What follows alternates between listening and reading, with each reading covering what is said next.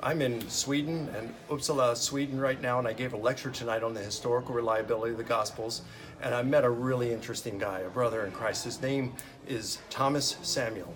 Well, that's not his real name, but he's got a fascinating story, and I'd love for you all to hear it. So Thomas, hand this to me and let me get you now.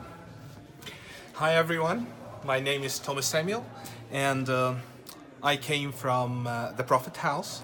My really grandfather is the cousin of the Prophet Muhammad. His name is Aqil ibn Abi Talib, and I came from a Salafi group. I used to be an imam. I used to lead the prayer since I was 9 years old. I used to teach since I was 13, and I grew up with that.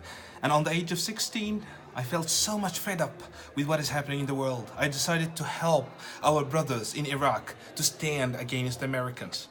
But suddenly it failed, and I started to feel depression towards God and what is happening here. I'm not chosen.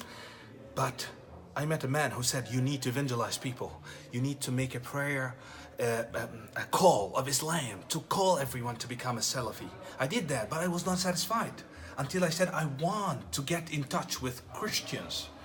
And then when I did that, I started to feel like, what is really Christianity is? I want to know it.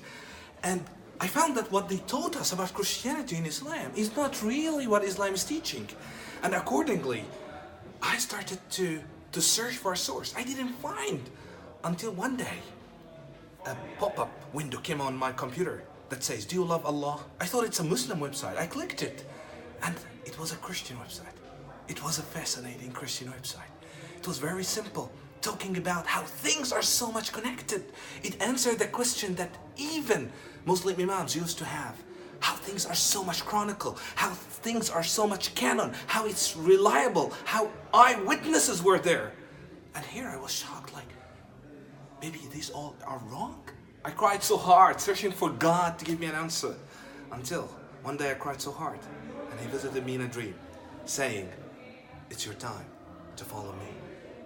I didn't believe him the first time, I didn't believe him the second time, but the third time, he said, didn't I tell you it's your time to follow me?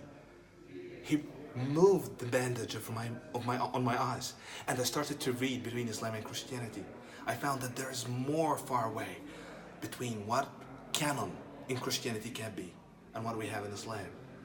To be a Christian is to follow the evidence, is to follow the truth, and to follow the true God that makes sense and make you in sequence with what you feel and what you think.